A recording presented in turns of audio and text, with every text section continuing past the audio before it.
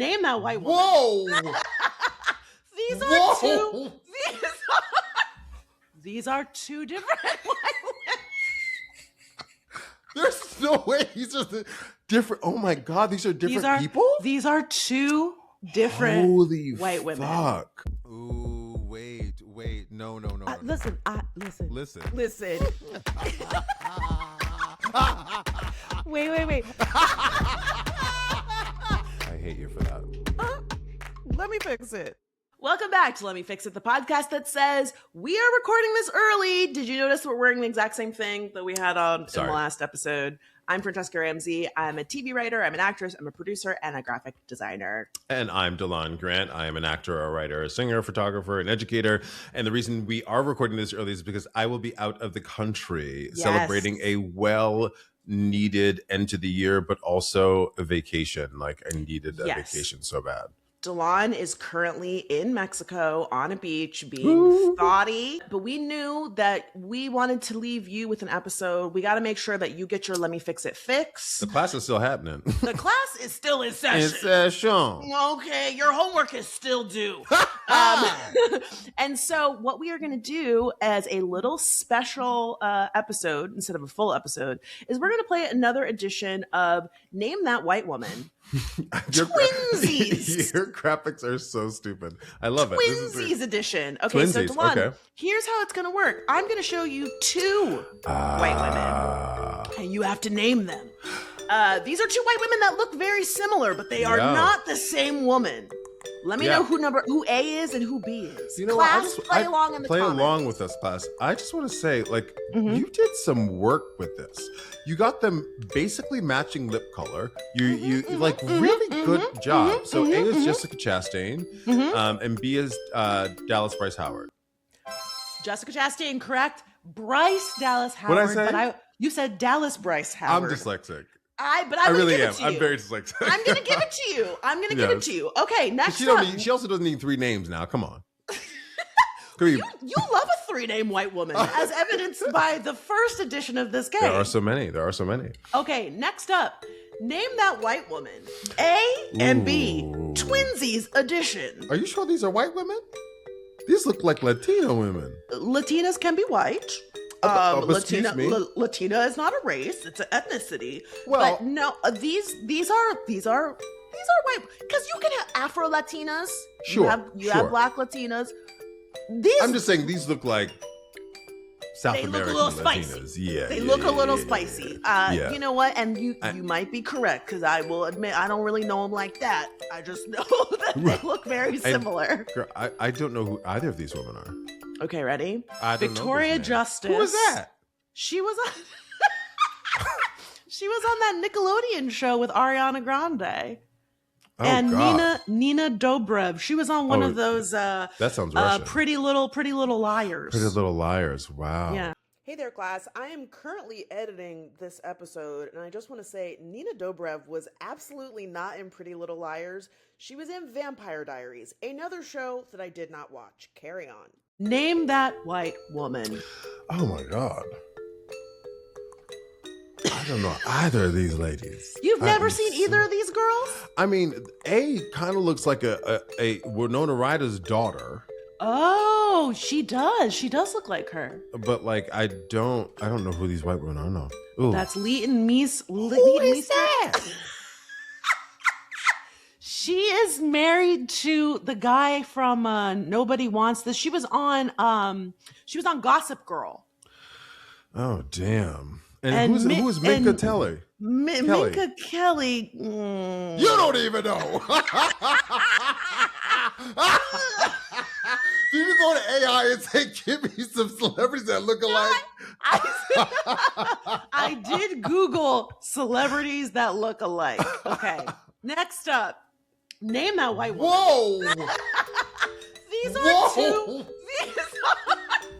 These are two different white women. There's no way these are different. Oh my God, these are different people? These are two different white women. Fuck. Yeah. Well, let me tell you. So B is Margot Robbie. Yes. Because of the nose. Yeah. And people have said several other people look like Margot Robbie. There's a lot of people that look like Margot Robbie has many doppelgangers. Yeah. This other woman, I don't know her. Okay. Her name is Jamie Presley. Oh. And Margot Robbie. Wow. Okay. Next up, name that white woman. Oh God, this is. Oh God.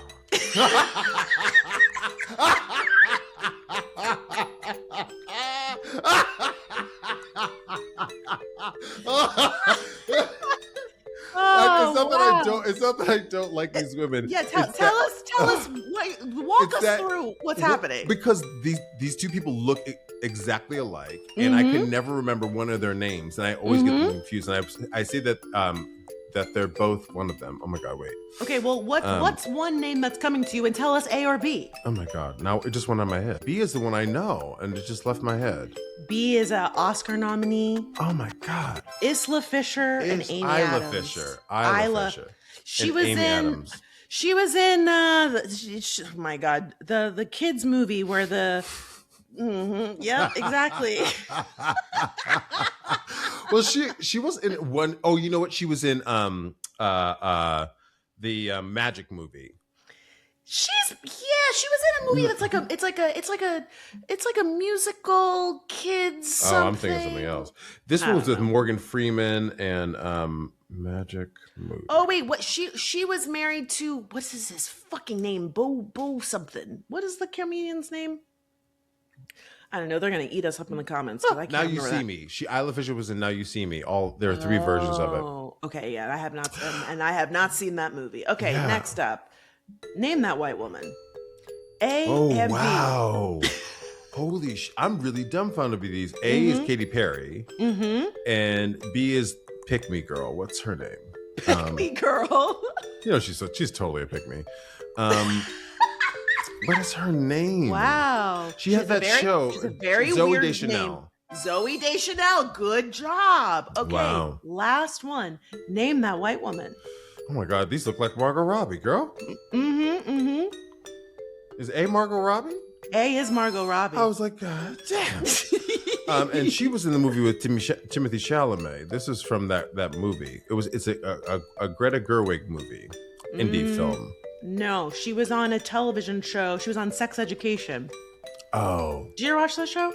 I did. It was First cute. season. It was great. Her name is Emma McKay. Now when I got that. Wait, so you know what I really wanted you to put on here? You love The Sopranos. So Portia de Rossi looks exactly like what's his name's girlfriend on The Sopranos. Portia de Rossi looks like Christopher Molasanti's girlfriend? Yes. They look a little similar. No. They look a little similar. No. All right, Google it and pull it up. Oh, I remember his name now. The character's name is Christopher Molasanti. I remember the Isla Fisher was married to Borat. I can't remember. Oh, I was going to say his name. Sacha Baron Cohen. Yes, that's exactly the one. Yes, a fun little edition of Name That White Woman, Twinsies edition. Come on, tell me that doesn't look like Portia de Rossi. That doesn't look like Portia de Rossi to me. Class, tell us she's wrong. I can see why you would say that, but I don't see it. I don't see Portia de Rossi. I will put it up on screen. Yeah. I talked about this a little bit last week, but I fucking hit a pothole on my way to get my hair cut. And on your way? I mean, either way it's terrible, but God. As soon as I hit the pothole, my car was like, oh, low tire pressure. And I was like, when I got out of the car and I could hear it being like, it was so, and you're just like helpless, like, please stop. I parked the car to go get my hair cut, and it's like hissing on the street, and I'm sitting there like, oh my God, I'm so pissed. This man walks by me, and he's like, if that's the worst thing to happen to you today, you're fine. I was like, mind your whole fucking business. You know what I don't need? Pollyanna right now. I don't need like your weird... Grass is always greener. What the fuck? Like, what are you talking? Like, I was so pissed off because this is the second fucking time this has happened to me that I hit a pot and thank goodness at least now I know where the pothole is, because I am going to file I'm going to get the fucking city to pay for this shit. Because listen, you've done it before, girl. When people have, unless I don't want yes, listen. I don't care. I cut my foot at Soho House, and I said, write the check, Soho House. I just didn't want anybody get litigious on us. Ready? I mean, it happened. Right. You know, like you're not like I have the receipts. Okay, I was there. Your foot was bleeding. Okay, I know. And Delon, did I tell you that they tried to say I was drunk? Are you serious? They told my lawyer class I cut my foot on a knife at Soho House that was sticking out of the fucking ground. Cement. Yes. Someone had dropped a knife off of a plate and it was sticking out. I cut my foot. I was in New York to film Survival of the Thickest. And so, I've never been a big drinker. We were there for brunch. And even if I was drinking, like I didn't put the knife there. I don't think you might have. I absolutely did not drink. I did not drink. If you did, you would have had a mocktail knowing you. That's what you would have had. I mean, doesn't matter. I wasn't drinking. Right. I took pictures of my foot and, I where the knife was and all that other stuff. And when my lawyer went to them and said, like, you need to pay for this, they were like, well, she seemed to have been fine. She had a number of drinks afterwards. I said, no, she did not. And then they pulled your receipt and there were 2 drinks on the receipt, which again is not a lot. And you drank them. And yes. Even if I had fun, again, I didn't drink it, but even if I had, like, y'all were still negligent. Right. So run me my fucking coins. So City of Los Angeles, if you are listening, count your fucking days, because I left my car there because I was like, I am not about to mess up this recording. We got to record 2 episodes today. I got my little haircut, called my Uber. I will be going back to the barber shop and getting my car towed to, a tire place and hope that it's not super expensive. But I have to go take a picture of where the pothole is. Jesus, you have to have it towed there. Because you can't drive on a flat tire. It's dangerous. You when I just rented a rental car and the woman who was helping me showed me where the donut was and like where the jack was, and then she said she had the nerve to be like, she's like, can you change a tire? I said, girl, no. Girl, no. But I will call somebody to help me do it. You don't have like a donut or anything like that? Maybe you should get one. Yeah, there definitely is a donut in there, but I don't know how to do it. I mean, they could put it on there. I just want to find out, one, if the tire can be patched, because the last time this happened, I had to buy a new tire and they had to fix the rim because the rim was broken. Oh, fuck. And I couldn't figure out where I had hit a pothole, because it was one of those times where I had hit it. And then it wasn't until like 2 hours later, I went to go drive my car. And then suddenly it said, oh, your tire is flat. And I was like, now, when the hell did that happen? And, LA, driving around, there's potholes all over the fucking place. Man. I'm so pissed about it. I have things to do today. Oh, girl, tell me about it. Girl, tell me about it. Well, you're getting ready to go to Mexico. Have you finished packing? No, as soon as I get off the laundry. I mean, I've been organized, but I just have to. This always happens to me. I forget what it's like to be in winter when I'm in summer and vice versa. And so, like, all of a sudden, I had this panic, and I was like, I don't have any summer clothes. I don't have any summer clothes. And I was like, you just put them in a certain place. You have to pull them out. You have to switch your brain a little bit, and I'll be fine. So I kind of know. And all of your swimwear is about this big. Listen, so it ain't nothing but Speedos. It's all I need is a Speedo and a tube of chapstick, maybe a stick of gum. And like a little Afghan moment. Oh, I have that yellow one that I got when we went to Mexico. I always want to wear it. You know what? It's just too hot. It's so much fabric. You can send it to me. She said, you know what? I actually should send it to you because I've barely worn it. Class, when we were in Mexico, we went to this store. It was like, I guess it was a unisex store. Yeah, it was definitely androgyne. Yeah. Delon picked up that yellow thing, and I was so pissed. If I had been like 1 second faster, I would have picked it up. And Delon put it on. He's like, "Isn't this cute?" And I was like, "Yeah, it's great." I love that for you. You could have bought it. There were more than one. You could have bought it. There wasn't more than one. Oh, that was because it's very large too. It was the only one, and it's so me. I will put a picture up of it. It is. You look so great in it, but it's too warm.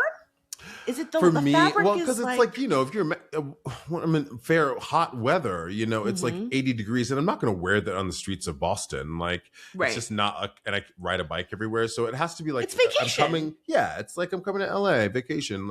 But I'm always too hot in these tropical, places I go to wear it. But I bring it every time just in case.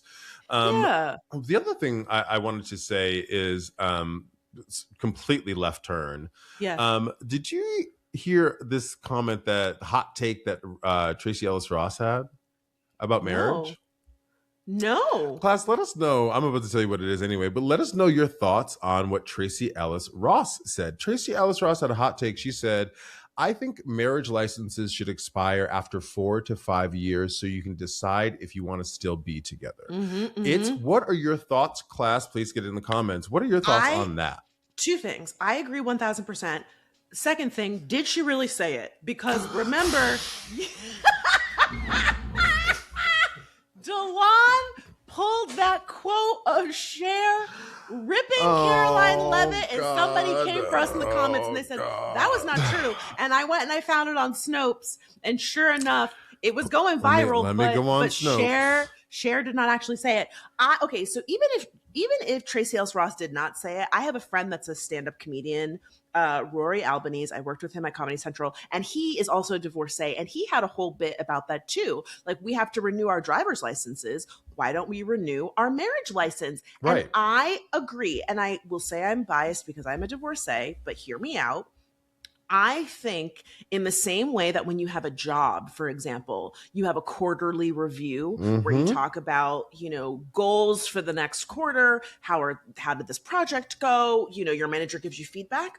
I absolutely think that marriages should have the same stipulations where you guys come together and you say, like, are we on track to hit our goals, right? Our financial goals, when are we going to have kids? Like, certain things that maybe at the beginning of the relationship you felt one way and now 3 years in you feel a different way. And I think having it framed as do we want to keep doing this conversation would relieve some of the pressure of one partner feeling like they're starting the conversation of divorce or separation before the other one. But like, if we knew it was on the calendar and we knew like that this was the time that we could bring it up, I think that it would give a lot of people the freedom to say, like, you know what, we did 5 years. It's been great. I think we're done. And it's not a big deal. And it would maybe like remove some of the stigma of divorce. Like, people could just be like, yeah, they just let their marriage license expire, Yeah, I completely agree. I have a friend who she and her partner, every year they go, are you still in it? Let's have a conversation. What, like an assessment, right? Of like you should, I think, with any relationship or any, romantic relationship, but any friendship as well, which I'll bring up a friend thing I had that I talked to you about that I think was like really one of those moments where I was like, oh, this is a check-in, right? To see like, oh, we had an issue, but can we bridge the gap here? Can we have enough communication, enough care for the relationship to go, we actually have to solve this before we can move forward? And we did, gratefully, right? Doesn't mean like anything, you can still feel bad. You can still not like what happened, but like the relationship, it's a rupture, like my sister says, a rupture and a repair, right? You're able to repair the piece. But I think with back to marriage, like my friends who do this check-in, I think it's so smart to go, are you still in it? What do I need to fix? What happened this year, right? And then I worked with a person that was in a relationship for 20 years and found out that their partner, while we were working on this job, wanted a divorce while they were away from home. And it was like shocking. And then as they went back in the timeline, they were like, oh, I guess I should have known here. I guess this wasn't working. I guess that wasn't working. And I'm like, well, if you had these check-ins every 4 to 5 years or every year, like this other friend, there's a space and opportunity not only to bring up what needs to happen, if it needs to be done or continue on, but also like, who are you now? Right? What's shifted for you? What's changed for you? It's just an assessment. I think it's really smart.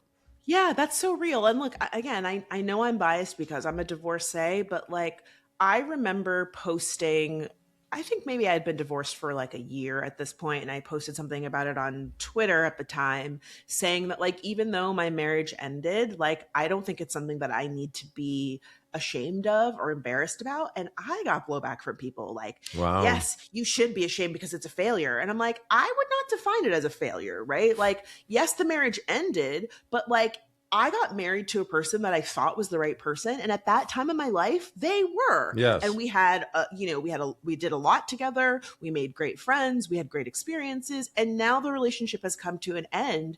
And I think we put marriage and romantic relationships, especially, on such a pedestal that people feel like that defines them. You see so many people saying like, I'm heartbroken because I haven't gotten married, and that's something that's really important to me. And it's not to say that you shouldn't prioritize that or have high hopes for yourself in that respect, but also like that's one part of your life. I don't believe it's your whole life. And so if a relationship ends, I don't think it means like you're a bad person. Now, sometimes the person is a bad person, and that's why you need to end the relationship. But also sometimes couples are just like, you're not the right person. I want different things. I'm in a different place. Like, and I thought that this was the right move, and now it's not. Delon, did Tracie Ellis Ross really say that? Did you look it up? Oh, girl, I stopped looking because you know what, class, you will tell us if she said it. But also, like, I think it's actually really great fodder for conversation. I think it's a really great topic. So I was just like, I'd rather like listen to what you said than verify it. So class, please let us know in the comments if she said it or not. Thank you. I appreciate it. I also want to full transparency. I am perpetually single and that's good. And that's also bad. I'm coming to a point in my life where I want to try to figure that out. Because I've been single a lot in my life, but I heard something recently that was talking about when you've been single this long or you're used to single, you have no room for bullshit. And not bullshit bad, bullshit just like anything, right? So anything going wrong, if we're not compatible in this way, I'm like, the bar is higher. The bar is very high. Because you've been single and you've built a life for yourself as a single person, that if someone is going to like enter into your orbit, they need to be additive. You need to be like, what do you add? And I think it's important to qualify, like, additive doesn't have to mean like financial. I think I see so much of this conversation online about like, how much money does this person have and can they spend and da-da-da-da-da. If that's your story, that's your story. For me personally, it's more of, having somebody to lean on, having somebody who, fills your cup when you are feeling emotionally drained. And, I've been dating this person for like, 7 months now. And we are at a stage where like he hangs out here and we're both getting work done and we're not even talking to each other. And I'm like, oh, I love that. Like, we can just share space and we don't need to like fill it with like minutia. We're not like struggling to be like, ugh. It's like, I'm going to run to the grocery store. Do you need anything? Like, it's really nice. And it does feel additive in that way. And so, I'm glad to hear that that's something that you're trying to prioritize for the new year. Yeah. And I think, it's not that like, I also don't think that like marriage for me it was ever going to look like it looks for everyone. I'm just so like, the heteronormativity of culture is something that I fit into, but not adhere to, and so I think part of being single is like just not knowing what it looks like and not finding, to your point about being additive. I think it's also like someone that expands your horizons, somebody that like thinks differently. And I need somebody that can make me laugh, like if somebody like brings more humor and that kind of joy into my life, that's so additive. You know what I mean? So adjacent to what Tracie did or did not say,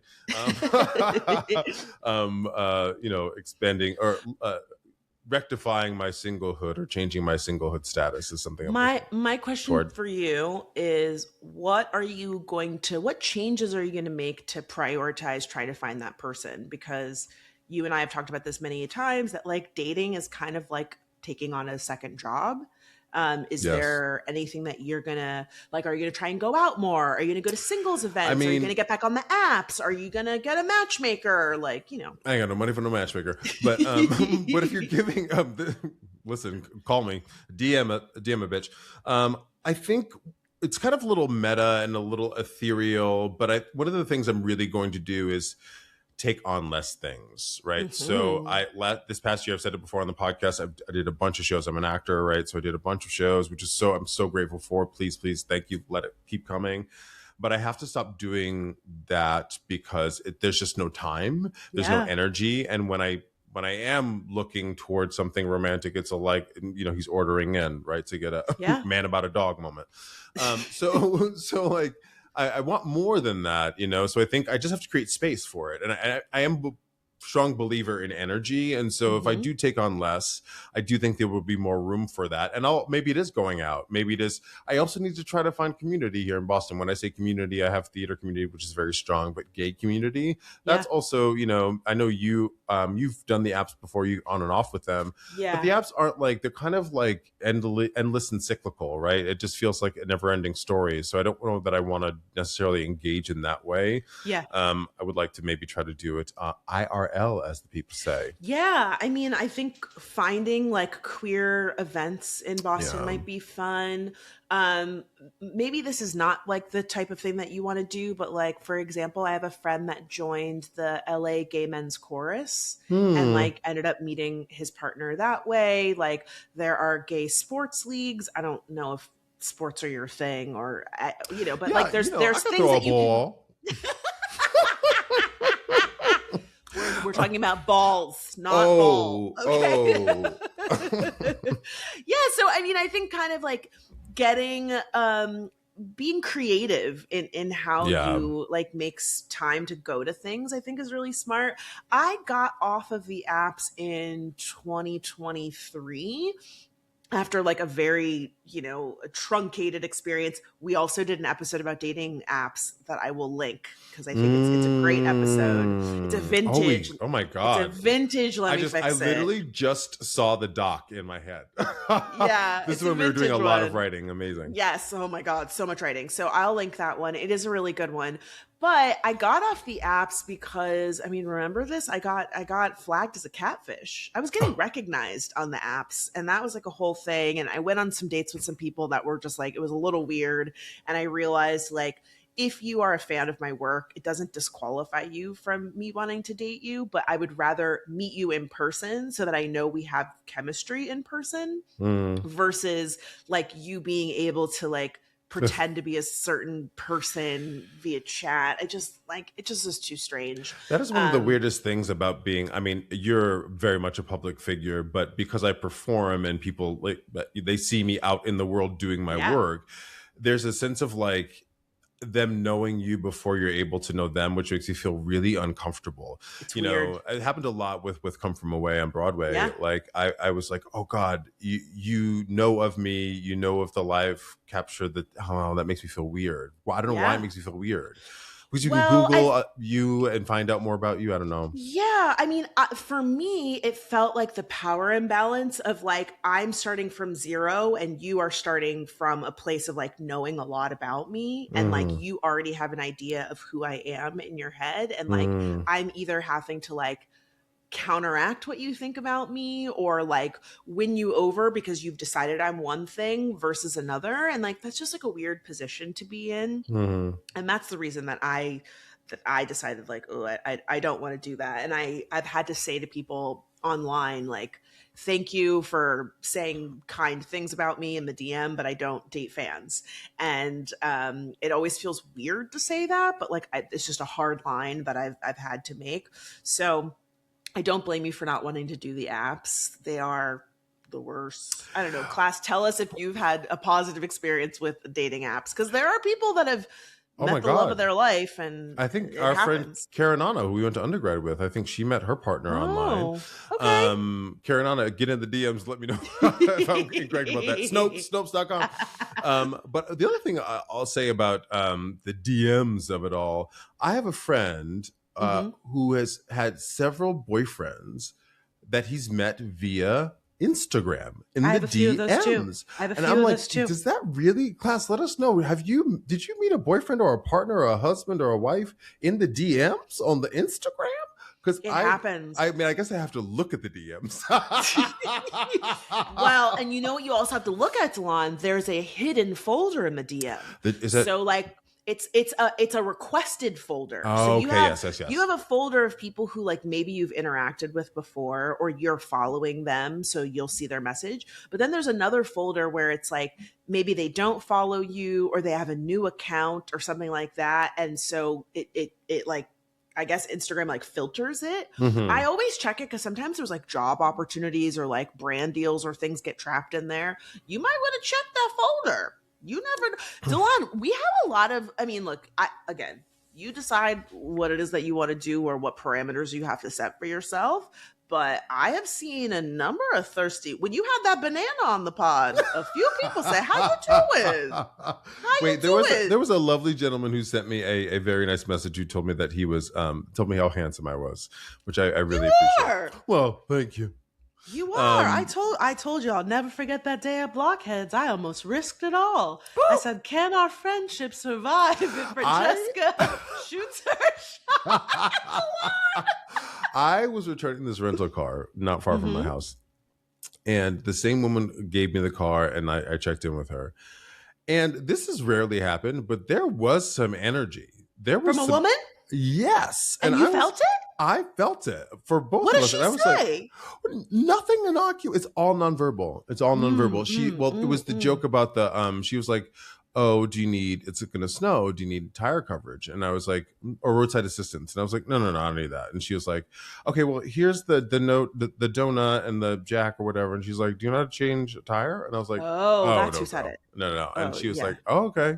Well, here's my card just in case you need roadside assistance. Like that, right? It was like, she could have been like, I said no to the thing, but she didn't have to add, do you know how to change a tire? She didn't have to add like, here you need for roadside assistance. And when I dropped it off today, she was like, she checked me out and then she goes, so customer service is really important to us. So how was your experience? And I was like, oh, it was good. It was good. Hold on, this sounds like this woman was just doing her job. Yeah. No, I mean, that's no. She was doing more than her. Yes, she was doing her job. But no, there was a flirty definite energy. Yeah. I mean, how would you expect her to flirt? Hey, give me your number? No. I'm just saying, like, you're saying that she was like, customer service is important to us. Do you know how to change a tire? Like, those are like... No, Fran, it's how you're an actress. It's how you deliver the material, right? It wasn't just like, do you know how to change a tire? She's like, do you know how to change a tire? You know what I mean? It's you lead into it. She was like, can you handle that jack? Yeah. I mean, not that. You're so rude. No, this is energies. Okay, listen, before we wrap up this very special mini episode of Let Me Fix It, do you have any resolutions for 2026? Goodness. This episode will be in the new year. Yeah. I really want to write a lot more.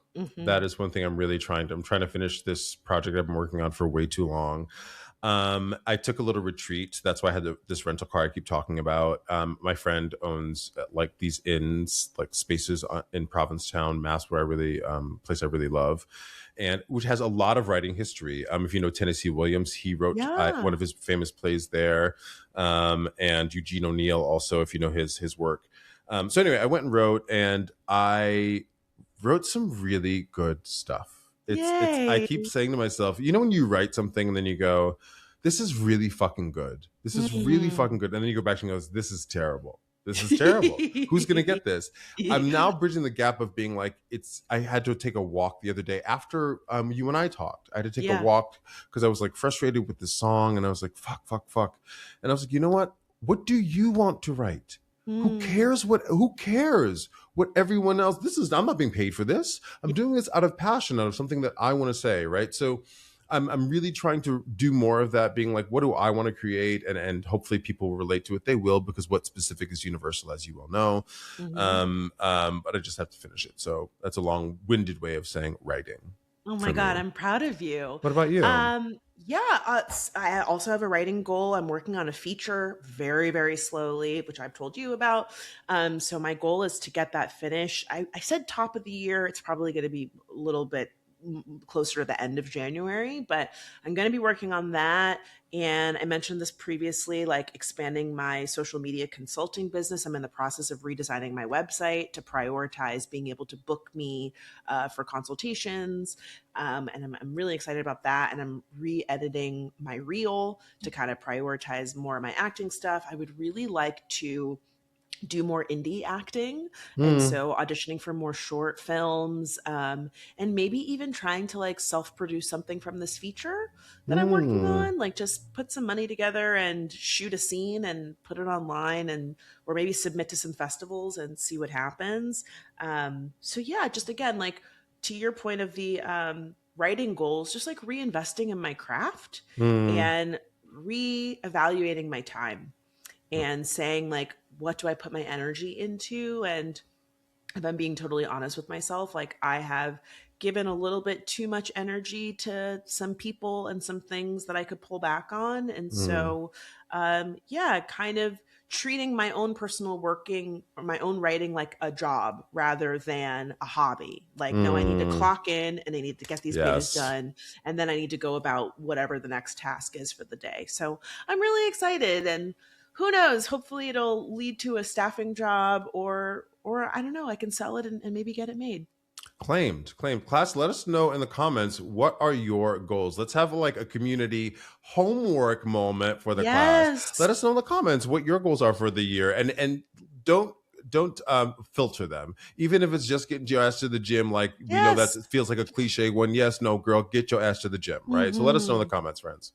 Yes, and go ahead and hit that notification bell so that you know when we have a new episode of Let Me Fix It. We are here every Wednesday, but we want to make sure that we show up in your subscription box. You can also check us out over on Instagram at FixItPod. Or send us an email, letmefixitpod@gmail.com. Until next week, friends, I'm Delon. And I'm Franchesca, and this was a special mini edition of Lemme